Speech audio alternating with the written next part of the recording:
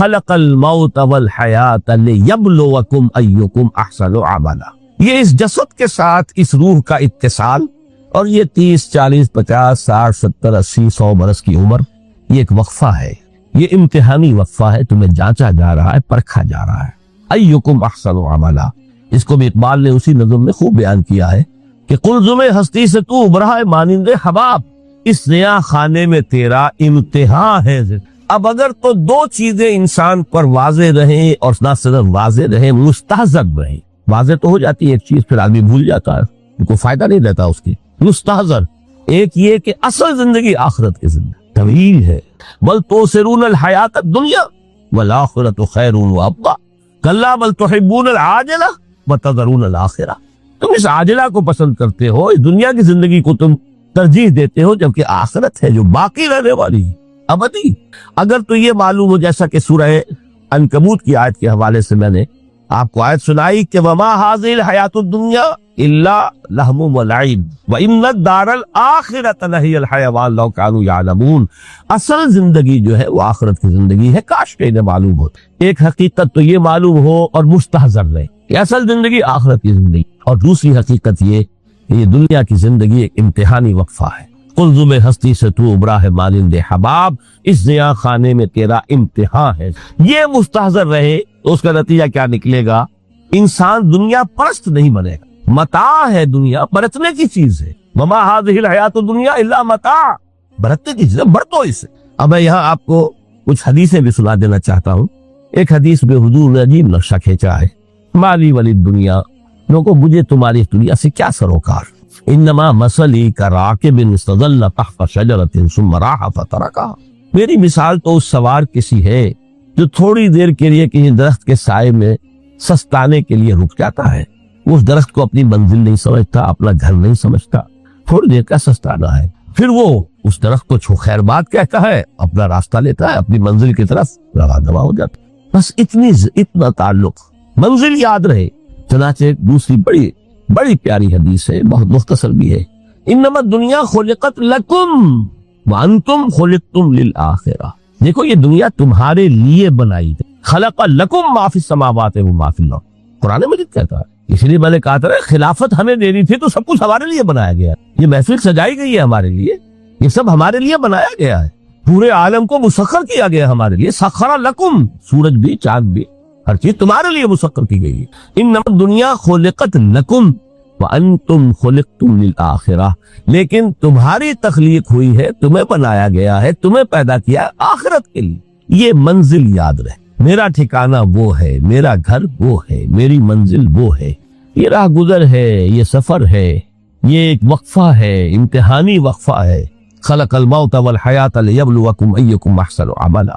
لیکن اب تیسری حدیث سنیے، اور یہ ہے وہ کہ جو اس دنیا کو، جو میں نے شروع میں کہا تھا، بڑی ٹھوس حقیقت ہے، یہ اللہ کی تخلیق ہے، سنجیدہ تخلیق ہے، ہم نے کوئی کھیل کود کے لیے تو نہیں بنایا ہے۔ ربنا ما خلقت ھذا باطلا۔ حضور فرماتے ہیں الدنیا مزرعۃ الآخرہ، دنیا آخرت کی کھیتی ہے، یہاں بو گے تو وہاں کاٹو گے، یہاں بو گے نہیں تو کاٹو گے کیا خاک۔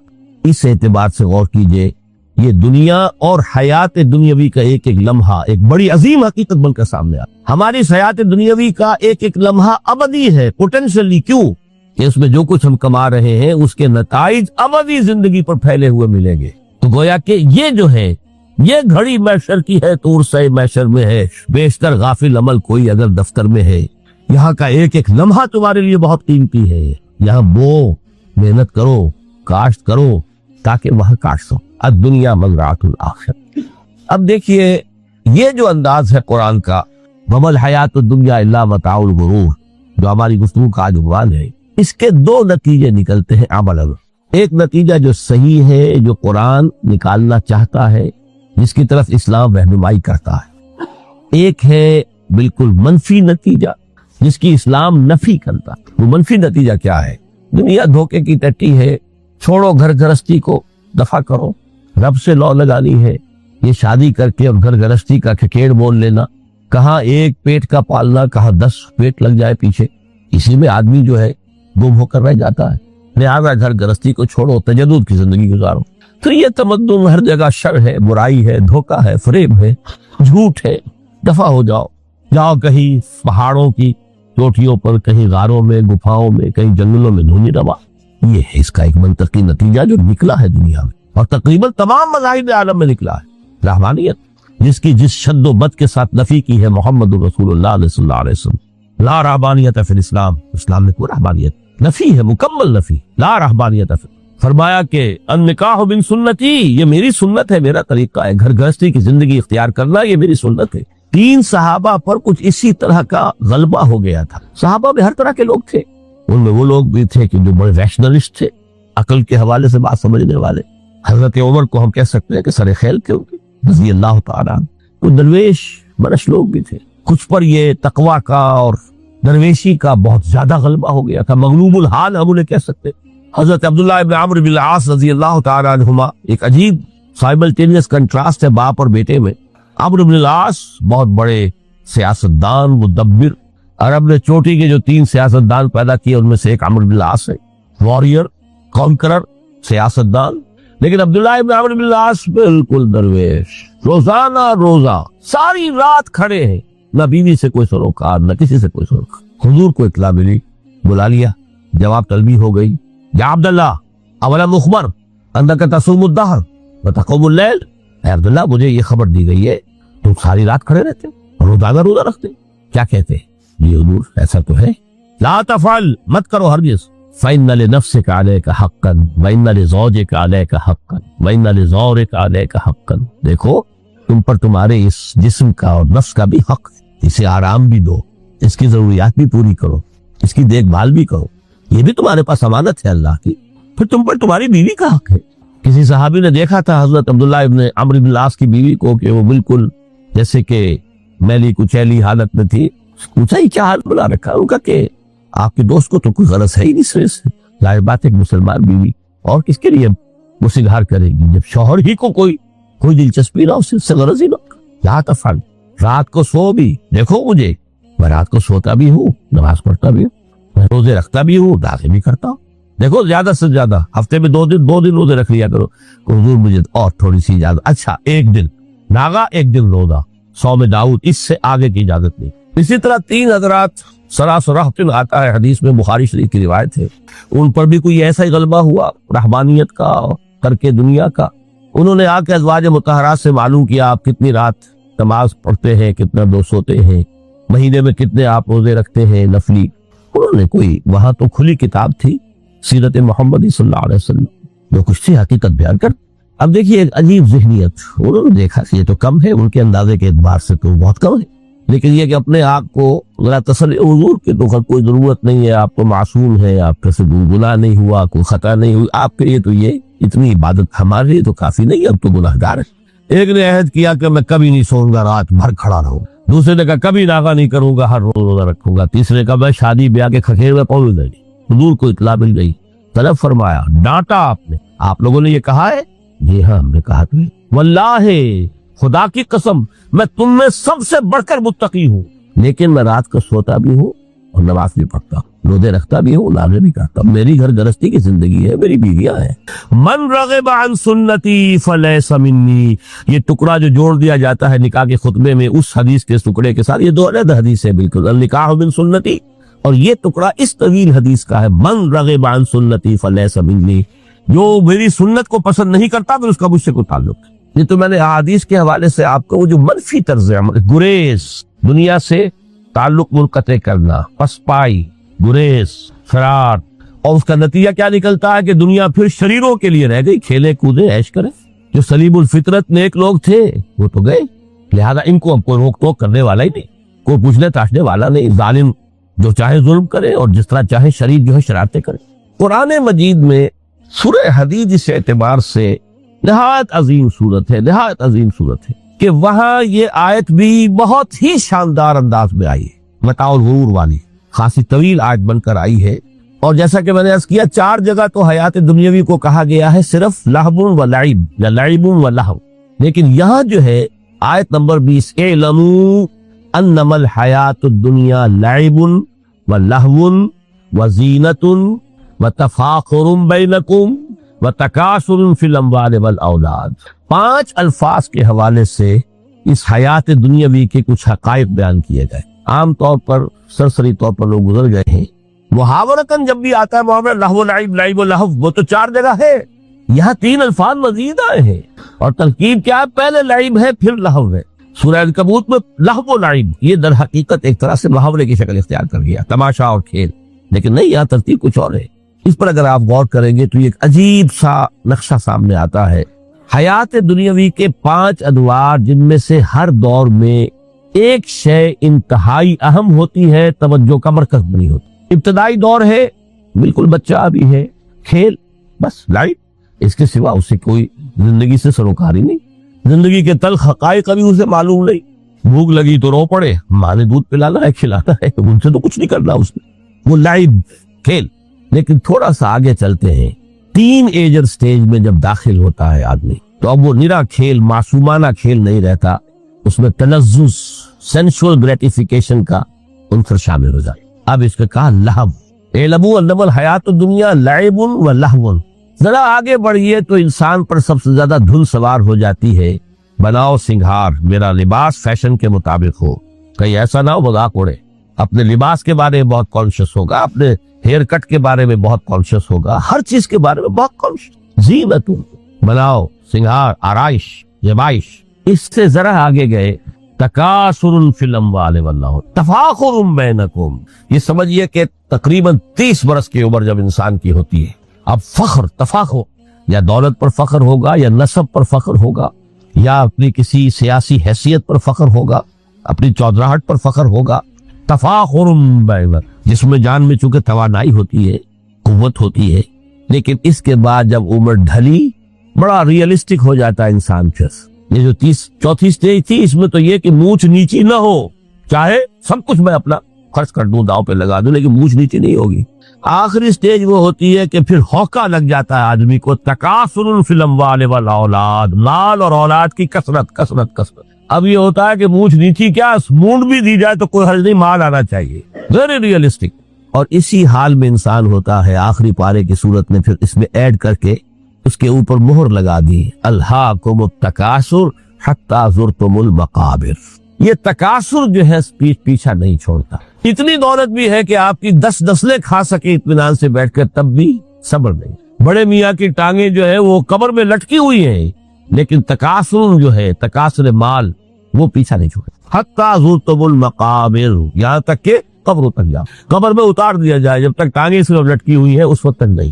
اس کے بعد تشبیہ دی ہے کہ یہ حیات دنیاوی کا جو ایک سائیکل ہے، اعلموا انما الحیات الدنیا لعب و لہو و زینت و تفاخر بینکم و تکاثر فی الاموال والاولاد. اب اس کو کمپیئر کیا ہے پلانٹ کنگڈم میں جو سائیکل چل رہا ہے. یہ ہمارا سائیکل ہے 60-70 برس کا.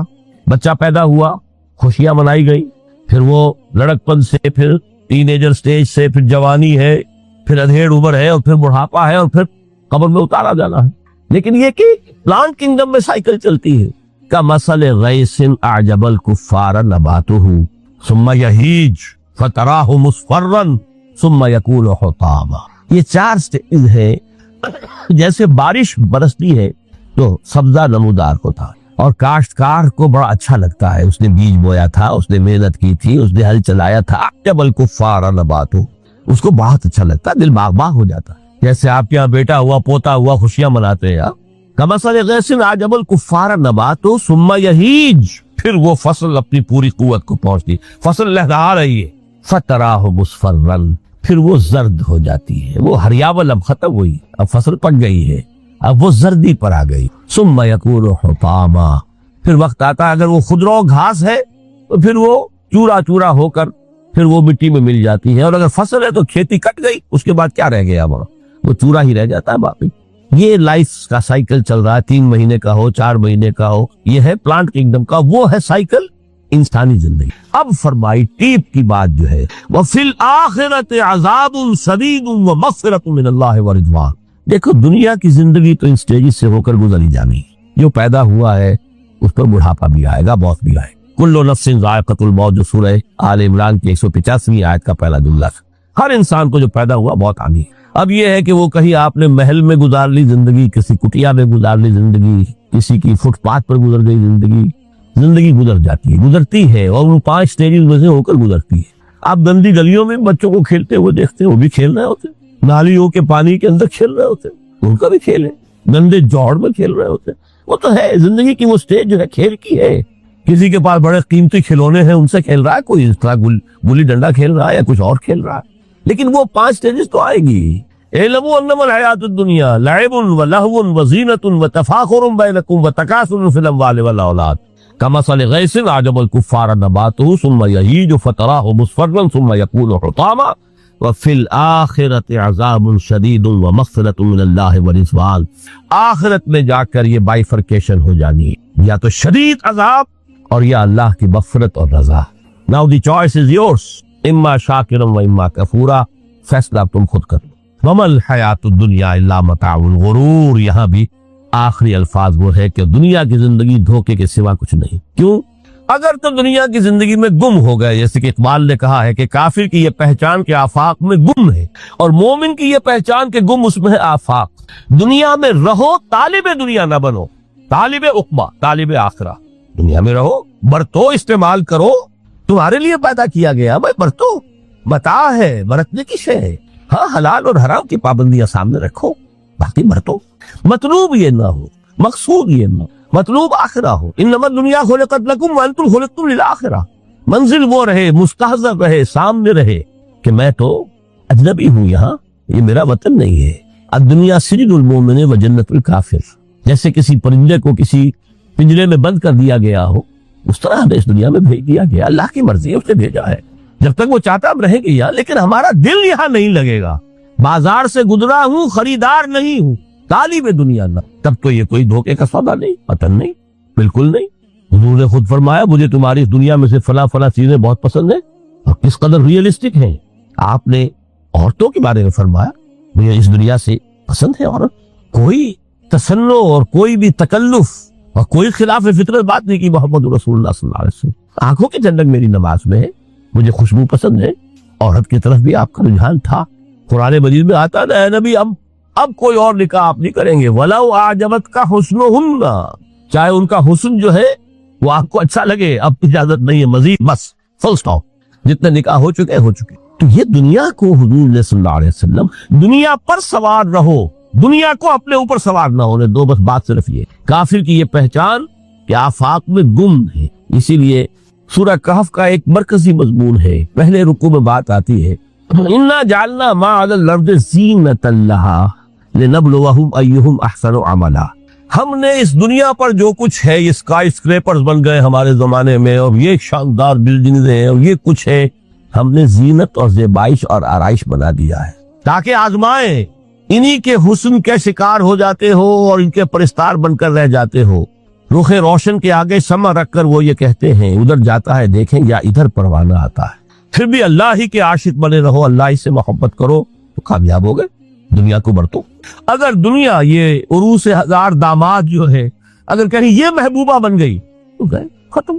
اچھا دیکھیے اس سورہ حدید میں اب یہ دنیا کی حقیقت کو اس طرح بیان کر کے 2 نتیجے جو اس سے نکلتے ہیں ان کو علیحدہ علیحدہ بیان کر دیا۔ ایک نتیجہ جو میں بیان کر چکا، رحمانیت، ترک دنیا، اس کی نفی کرتے ہوئے فرمایا وَلَقَدْ أَرْسَلْنَا نُوحًا وَإِبْرَاهِيمَ وَجَعَلْنَا فِي ذُرِّيَّتِهِمَا النُّبُوَّةَ وَالْكِتَابَ فَمِنْهُمْ مُهْتَدٍ وَكَثِيرٌ مِنْهُمْ فَاسِقُونَ ثُمَّ قَفَّيْنَا عَلَى آثَارِهِمْ بِرُسُلِنَا وَقَفَّيْنَا بِعِيسَى ابْنِ مَرْيَمَ وَآتَيْنَاهُ الْإِنْجِيلَ وَجَعَلْنَا فِي قُلُوبِ الَّذِينَ اتَّبَعُوهُ رَأْفَةً وَرَحْمَةً وَرَهْبَانِيَّةً ابْتَدَعُوهَا مَا كَتَبْنَاهَا عَلَيْهِمْ۔ اصل مضمون یہ تھا جس کے لیے تمہید اتنی لمبی باندھی، ہم نے نوح کو بھیجا، ابراہیم کو بھیجا، ان کی اولاد میں ہی نبوت اور کتاب رکھ دی، پھر ان کے نقش قدم پر ہم نے اٹھایا عیسیٰ ابن مریم کو، انہیں انجیل دی، اور جو لوگ ان پر ایمان لائے ان کے دلوں میں رحمت اور رافت کے جذبات پیدا کر دی، انسانی ہمدردی۔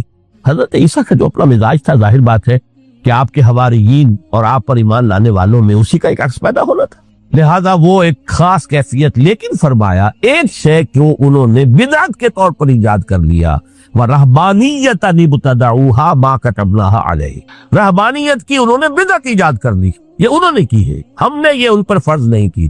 یہ ہے وہ منفی نتیجہ، گریز، خانقاہوں میں جا کر بیٹھ جاؤ، موناسٹسزم، تجرد کی زندگی گزارو، نتیجہ اس کا کیا نکلتا ہے کہ بظاہر راہب اور راہبائیں رہ رہی ہیں اور رہ رہے ہیں، اور اندر جو حرام کاری کے بازار چل رہے ہیں، اور تہخانوں کے اندر حرامی بچوں کی قبروں کی قبرستان بنے.